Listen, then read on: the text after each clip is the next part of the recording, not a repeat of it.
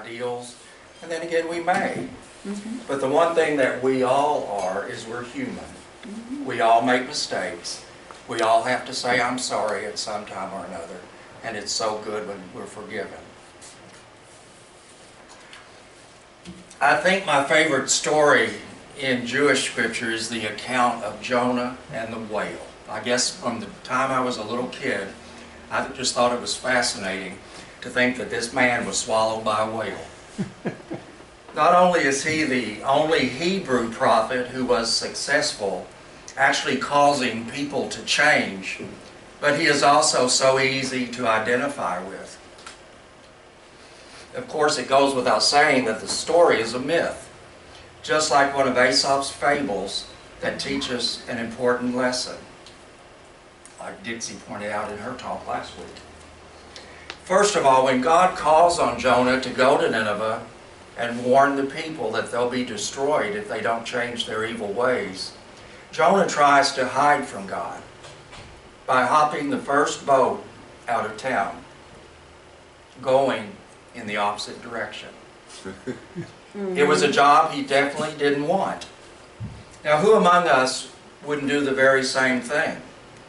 We know what happens to people who say they've heard the voice of God and that the world will come to an end if we don't repent.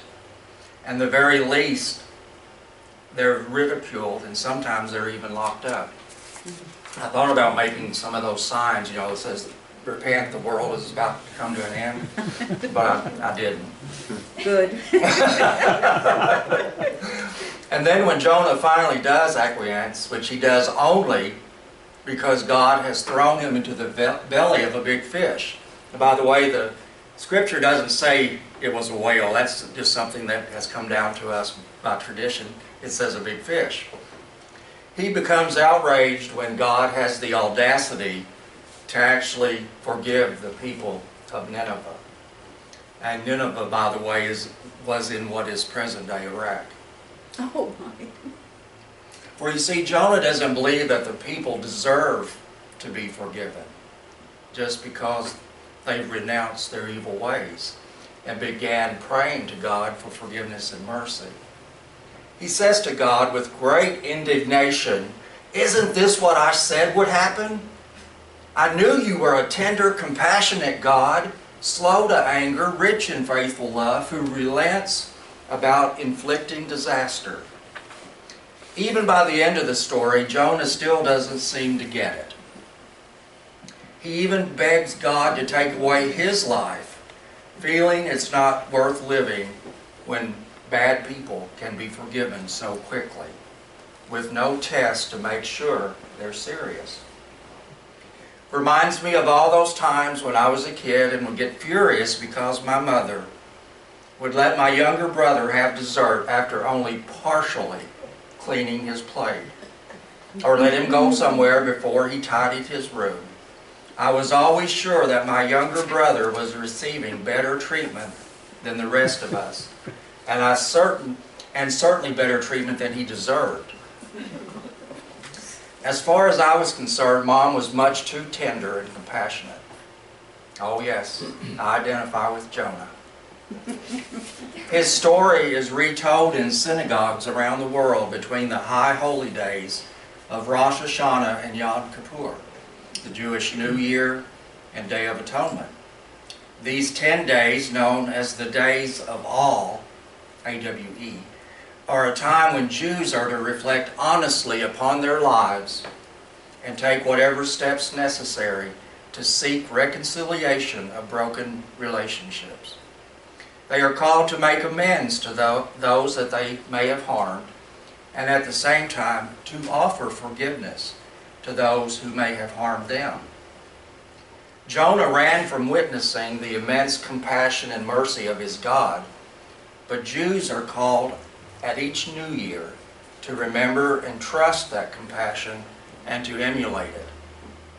Ironically, some years Rosh Hashanah and Yom Kippur coincide with the high holy days in the Muslim faith, Ramadan, which continue for a full month. And ironically, both traditions call on their followers to use this time to focus on compassion and reconciliation, among other things. The tragic reality, however, is that Jews and Muslims follow these practices dutifully year after year, yet cannot seem to open their hearts to one another to create a lasting peace between them. I recently read a novel by Richard North Patterson called Exile, in which an American Jewish lawyer defends a Palestinian woman accused of murdering Israel's prime minister. The story made clear the horror and the poignancy of people's stories on both sides of the conflict. Yet, except for small groups of citizens trying in vain to heal the wounds of hatred, nothing is done to allow people to share those stories and reach some deeper understanding. And so the wars rage on. But we should not be surprised by that. Think of how difficult it is for most of us to let go of the much smaller hurts and resentments we harbor in our own lives. The Dalai Lama, leader of Tibetan Buddhism, tells us that once our mind is dominated by anger, it becomes almost mad. We can't make right decisions and we can't see reality. Jodie Foster stars in a movie that came out in 2007 called The Brave One, in which she portrays a young woman who decides to seek revenge after being brutally attacked. I haven't seen the film, but I saw Miss Foster's interview on The Daily Show, and while she said that she's opposed to private citizens owning guns, she acknowledged how powerful it felt to hold one, and that indeed revenge felt pretty darn good. But revenge doesn't take bravery. It is, in fact, the easy way out. We have seen far too many instances of the disastrous results of revenge, from individual citizens, such as Jodie Foster's character, turning to self-righteous violence, to tribal or religious wars, such as in Rwanda, Darfur, Ireland, and Israel, to suicide attacks around the globe by religious fundamentalists. Just recently, we learned ISIS forces burned alive a Jordanian pilot they captured in December. And within hours of this news, Jordan executed 2 ISIS militants being held in Amman. And of course, there's our own wars in Afghanistan and Iraq, grounded supposedly in the high ideals of freedom and democracy, but really initially supported out of a sense of fear and revenge for the terrorist attack of 9/11. Where has any of these wars taken us? Not to a greater peace, not to a greater understanding of our enemies, not to a safer world, only to more violence, hatred, and heartbreak. They have not represented bravery on the part of the leaders making the decisions to go to war, only fear. The Dalai Lama reminds us that all human beings are the same, made of human flesh, bones, and blood. We all want happiness, and we all want to avoid suffering. This arguing with each other, cheating each other, suppressing each other is of no use. Though we may regard someone as an enemy, he says, on a deeper level, an enemy is also a human being, also wants happiness, and has the right to be happy. Imagine believing that those who feel have hurt us, be they an ex-spouse, a parent, a friend, those we refer to as jerks or worse, have the right to be happy just as we do. Even more difficult, imagine the idea that someone who has committed a horrific act on a large scale is a human being, part of our human family, and has the right to be happy. It seems almost impossible, and yet some people are able to embrace that ideal. You'll remember a few years ago when a man broke into a small Amish school in Pennsylvania and killed 5 of the students, all girls. I think they were like 5 and 6 years old. They were little girls. He then shot and killed himself. It was a horrifying crime and certainly unexpected in such a peaceful community. What we are accustomed to seeing after such an event is a call for so-called justice, for retaliation of some sort. It's the prime reason we have the death penalty. Nor is it unusual for even the family of the killer to receive threats of retaliation and be forever scarred. But that is not what we witnessed in this event. Almost immediately after the tragedy occurred, members of the Amish community spoke only of compassion for the perpetrator of the crime. The grandfather of one of the victims said, "We must not think evil of this man." And another man told CNN, "I don't think there's anybody here that wants to do anything but forgive and reach out to those who have suffered a loss and to reach out to the family of the man who committed these acts." And that's exactly what happened. The Amish visited the family of the gunman and offered them forgiveness and comfort. The Buddhist teacher, and forgive me, I have such a hard time with this name, Thich Nhat Hanh, is that right? has written that understanding and love aren't two things, but just one. When you understand, you can't help but love. When you love, you naturally act in a way that can relieve the suffering of people. He tells of a time during the Vietnam War when a man interrupted his lecture about the war, accusing him of not caring about his own people in Vietnam. He breathed deeply for a moment and then responded in a calm and loving voice. But afterwards, he confided to a friend how upsetting the confrontation had been and the energy it had taken for him to let go of his anger at the man and reach out with kindness. It is difficult. It is a difficult practice of letting go that we must embark on it if we are to move through our angers and resentments, our fears and distrust. Nhat Hanh suggests imagining a pebble thrown into a river. As it sinks through the water effortlessly, detached from everything, it finally reaches the bottom, the point of perfect rest. We must be that people, letting go of our anger so that we can land at perfect rest. If we don't, we run the risk of becoming emotionally paralyzed by a bitterness that eats at our soul like a cancer. As one person put it, instead of opening our hearts to understanding and compassion, we nurture our hurt and anger, and it becomes stronger.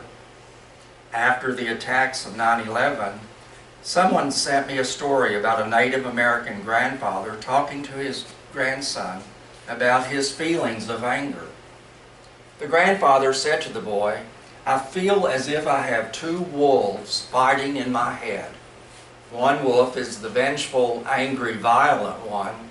The other wolf is the loving, compassionate one." The grandson asked, "Which wolf will win the fight in your heart?" The grandfather answered, "The one I feed." Forgiveness doesn't mean forgetting the wrong that has been done. It doesn't mean burying our anger and hurt. But it does require that we not feed the memory or the anger, that we not cling to it as a child clings to his or her security blanket. In his book called Giving, Bill Clinton talks about one of the most revered examples of forgiveness and reconciliation, Nelson Mandela. Clinton reminds us that after all those many years of unjust imprisonment, Mandela invited his jailers to his inauguration as president of South Africa, put former apartheid supporters in his cabinet, and set up the Truth and Reconciliation Commission. Says Clinton, Mandela decided that the only way to face the future freely was to let go of the past. And that is what we each must do too if we are to face our futures freely. Let go of the hurts of the past and move forward in love and compassion. And the only way I know how to do this is to try to understand the humanity, the hurts and fears and dreams of those who have caused us or those we love harm. In the Jewish and Islamic traditions, the High Holy Day season is the time of the year when we are to repair broken relationships with God, with other human beings, and with ourselves. But I would suggest that we not practice this reconciliation only once a year, but continuously, day after day, lest our wounds of anger fester and prevent us from speaking our words of love when they are needed. Let us open our hearts even wider, so that we too can be tender and compassionate, slow to anger, and rich in faithful love. And may our compassion and love radiate beyond ourselves to a broken world that yearns for healing. May we become the source of peace. Thank you.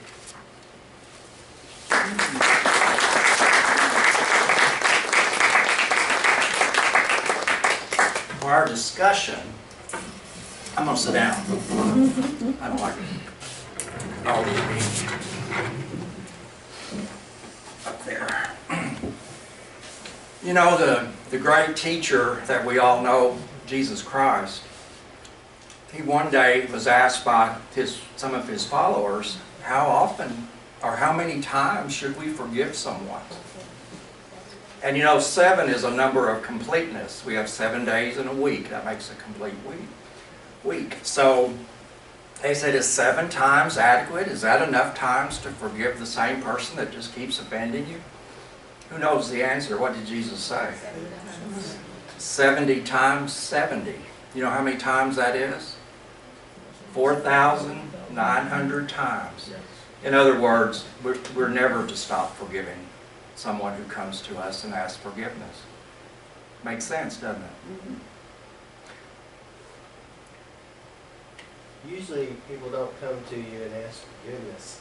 So I think and you talked a lot about you know, reactions and how your reaction can hurt other people, but since most people don't ask for forgiveness, it's, you know, the task that we're faced with is to forgive.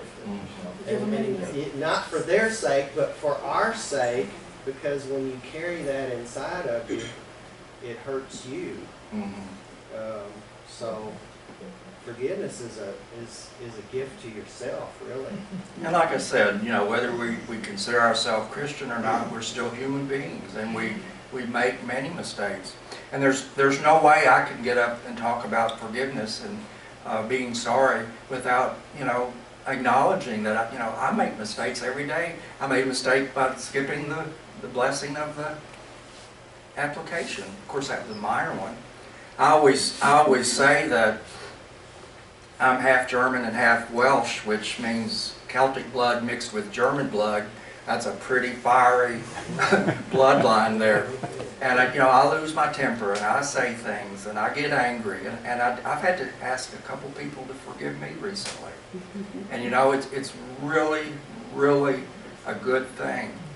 It's just when somebody forgives you, it is just such a special moment when you can, you know, lay down the anger and the hurt and embrace each other.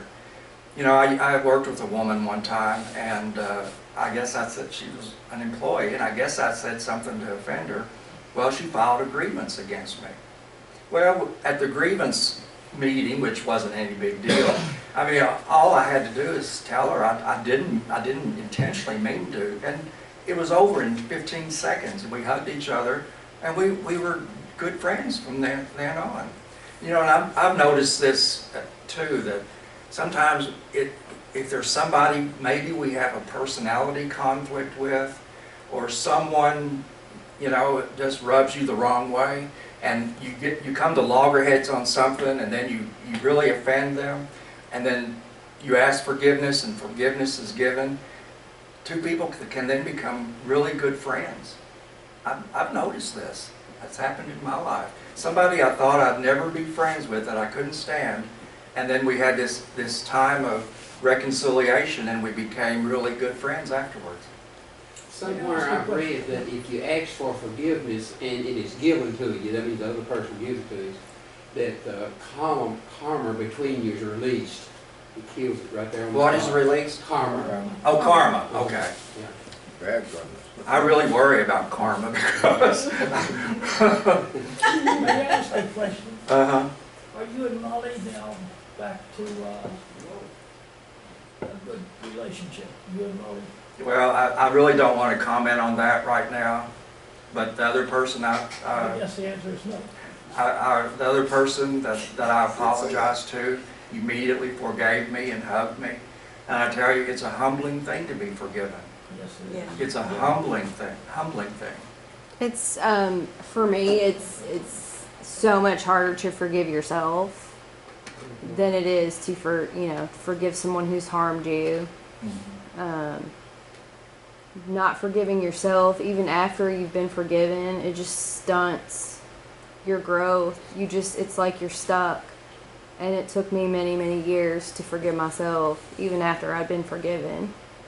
And when you finally forgive yourself, and you can move forward, it's a beautiful thing. You don't feel stuck anymore. You can't forgive others if you don't forgive yourself. In other words, you can't love others if you don't love yourself. Clay, I think you had your hand up first. Well, you mentioned the Jordanian pilot, and I heard a snippet on NPR, and if anybody else heard it and I heard it wrong, please correct me, but I think the man's father came out like almost immediately afterwards and in no uncertain term used the word revenge and demanded that people take action to bring revenge to these people. And I feel certain that person will eventually come to forgive whoever it is. I hope. The problem is he's put some negative energy out there that other people are going to act on. And it sounds like Jordan then executed 2 people, and those people have families, and those people's families' first inclination is going to be revenge, and so the cycle perpetuates itself. And I wonder, instead of saying what you think in the moment, that some reflection, I juxtapose that with the story that second time I've mentioned Oprah today, but she has some really good stuff on Sundays. And a couple of months back, there was a story about a lady whose son was murdered, just senselessly murdered. And she was just a wreck, had to go into a mental institution, heavily medicated, all this and all that. And somehow or another, she ends up, I think she got a letter from her son's killer, asking for forgiveness. And over the course of the years, she eventually forgave this man, and now she goes and visits him and has kind of taken him on as her surrogate son. And just how much more fulfilled she feels in having opened up and forgiven rather than harboring this resentment. And she says, I did it for myself as much as I did it for him.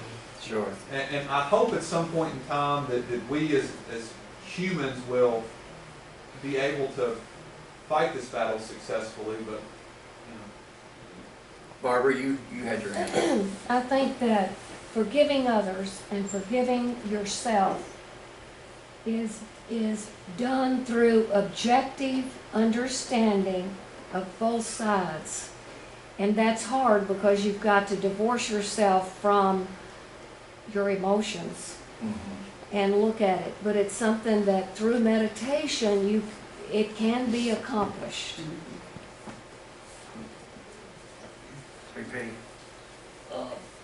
I've got several Jewish friends, a couple whose relatives were burned and taken care of back in the Germans.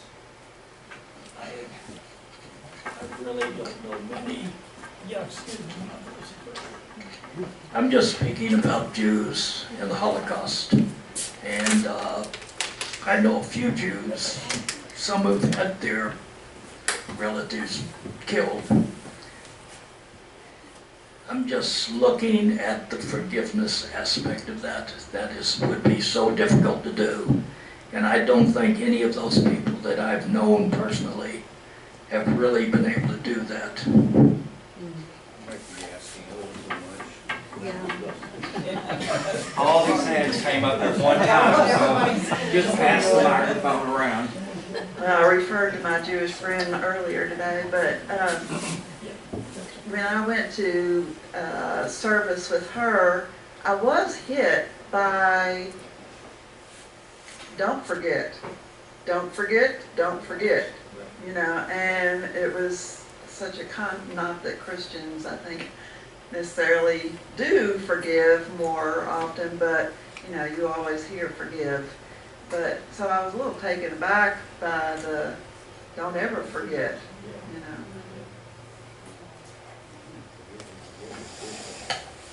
There's a documentary on Netflix dealing with that specific, and how this Jewish woman who was in Auschwitz, and how she did learn to forgive, and she talks about it openly, and the conflict she has with other survivors. But the thing that I would like to say is, you know, people come, the majority of my clients have issues of forgiveness, and what I tell them is you need to do what it takes to move on. That's what forgiveness is. And should you choose not to, you're allowing that person to control your emotions. And if you cannot forgive yourself, you're being held hostage by your ego. Marty behind you. I think we need to realize that we're looking at 2 or 3 dimensions here. As to forgive someone on a personal level is very different than looking at ISIS and the young man that was burnt and the father saying, let's go with revenge. There's a whole different set of situations there and personalities, and I don't think that many of us have to forgive sociopaths and you know, people that just really are mad on dope or whatever and just go kill, kill, kill. So I think we have possibly 3 different situations going on here at the time. And I do agree with you, you know, negative energy begets negative energy. And I don't know where you draw the line. But there needs to be places where we do draw a line in the sand and say, I may forgive, but don't hurt me.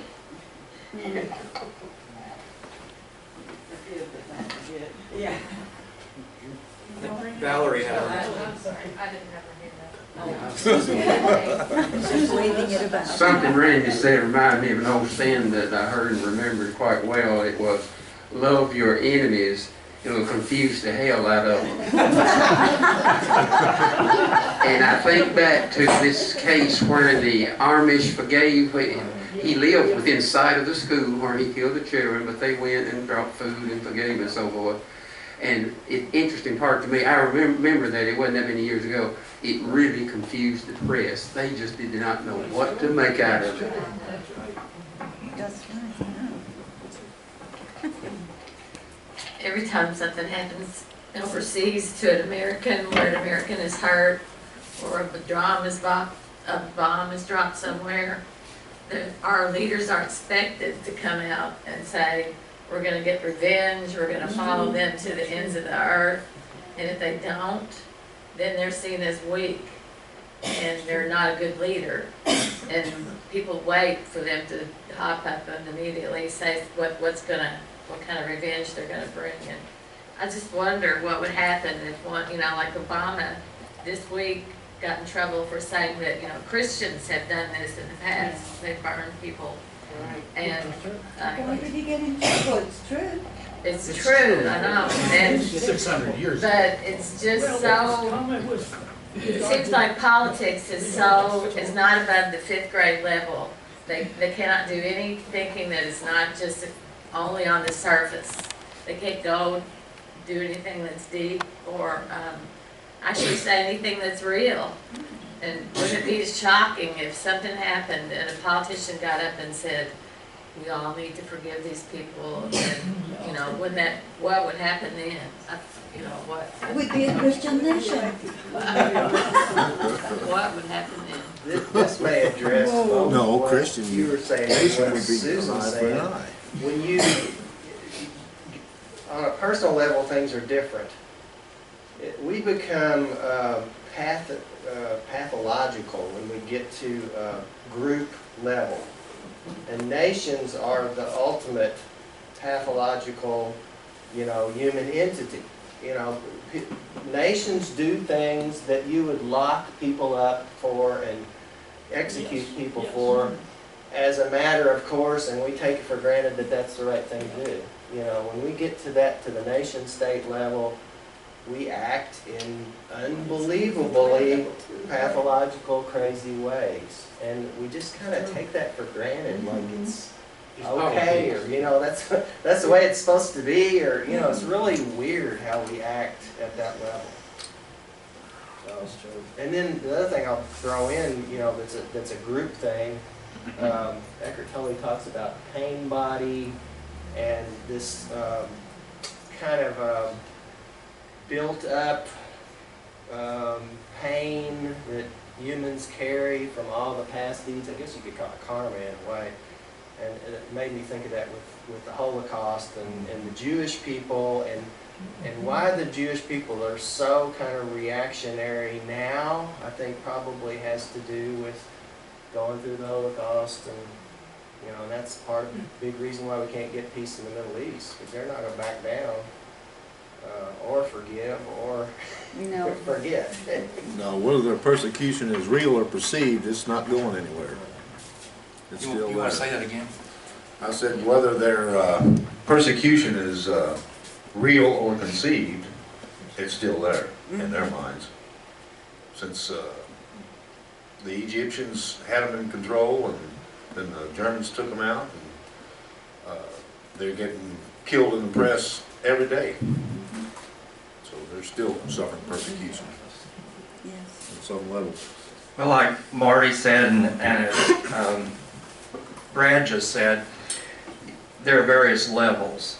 And the level that you and I are exposed to most often is the level of the people we deal with day in, day out. First, our spouses, our children, our workmates, and our church mates. Yes. But that's the level I think that that may be the hardest level, to forgive, because people have very strong opinions, and like the Dalai Lama said, we almost go mad when we get angry, and I didn't quite know how to express what I was thinking, but I think that I'm always hoping that people will forgive me because I automatically forgive them, because what's the point of holding on to the hurt they did to me? It's just going to poison me. And I've always done that, and sometimes it's ridiculous, because I was walking down the street with a friend, and another person whom I knew was coming up, and I greeted her with friendship, and she was sort of cold. And after we passed her, my friend said, "You're supposed to be mad at her." Oh well.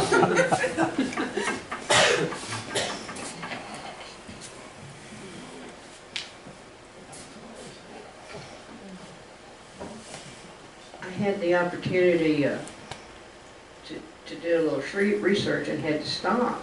We in America did burn people during the time of the Klan, and I was reading on that, and it was horrific what we did to burn people alive. So we are, we we may be appalled, but we are also guilty. Yes. It's Salem, rich tribe. Oh, the Salem trials. Okay, I promise I'm not evil or anything, but I do find it rather ignorant to forgive everybody, like the second they do something wrong, because there's a big difference between letting go and forgiving. If you forgive somebody for doing something, then that's kind of like telling them that it's acceptable. Like, No. well, like if I were to do something bad, like hit somebody, and they're like, oh, I forgive you, I would be like, why do you forgive me? Like, what did I do to receive, or like, what did I deserve to do? Or I don't know, like how do I forget, or how do I deserve your forgiveness if I do something so badly? Like, I don't know, it doesn't make a lot of sense to me. Nobody deserves forgiveness. But how can you forgive somebody so quickly? I don't know. I don't condone the act, but I forgive the individual. You can forgive and still keep boundaries. In other words, forgiving doesn't mean that you're going to let them do it again. You know, you stand up. You can forgive and stand up for yourself. I guess it's the same thing. You know, you don't have to be reactionary and have revenge just to stand your ground. You can stand your ground in a more passive, appropriate way. You know what I'm saying? Wow. We named our second son Jonah, and we didn't know, when we looked into the story of Jonah even further, we were kind of horrified after we named him Jonah. That's true. And he's lived up to his name. And it takes him he's been the one we've had to work the most intensively with. But he's come around, and it's very rewarding to see. So, you know, if you work with people long enough, it's very rewarding to see how they can turn around. Clay, can you just talk loud? Yeah, well, I just want to speak to Emily's point, and I think it's a good one that she raises, and I think here would be my response is twofold. One is forgiving the person that hits you is a benefit to you, not just the person that hits you, but the peace that it brings within you, knowing that I'm not going to let that continue to bother me.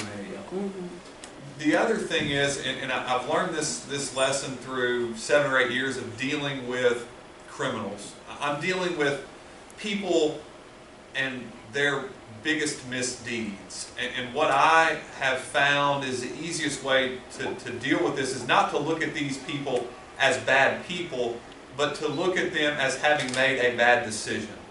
And I think it's easier to try to help folks, whether it be the person that hit you, the person that stole from you, or the person that killed your son, when you look at that and realize that's not a bad person doing a bad thing, that's a person that's made a mistake. And so I think it's not easy. If someone did something to my kids or the people I love, it would take some time, but I hope I would reach the same place and to realize that people make bad decisions, but it doesn't make them bad people. Thank you for clarifying that, Clay. I think that was a good way to do that. You know, we're not our emotions, we're not our bad actions, we're just people. And I have said on more than one occasion to people about this congregation or about UUs that we're more Christian than Christian churches in many ways, because we don't have a lot of that baggage to carry around with us.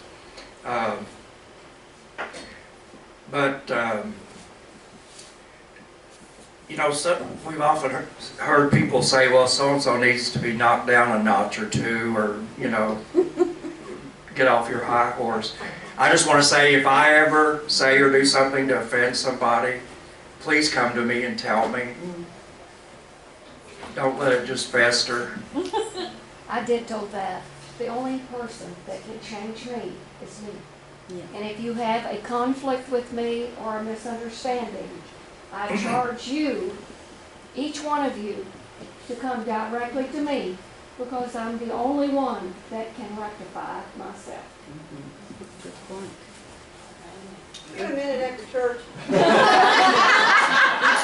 What did she say?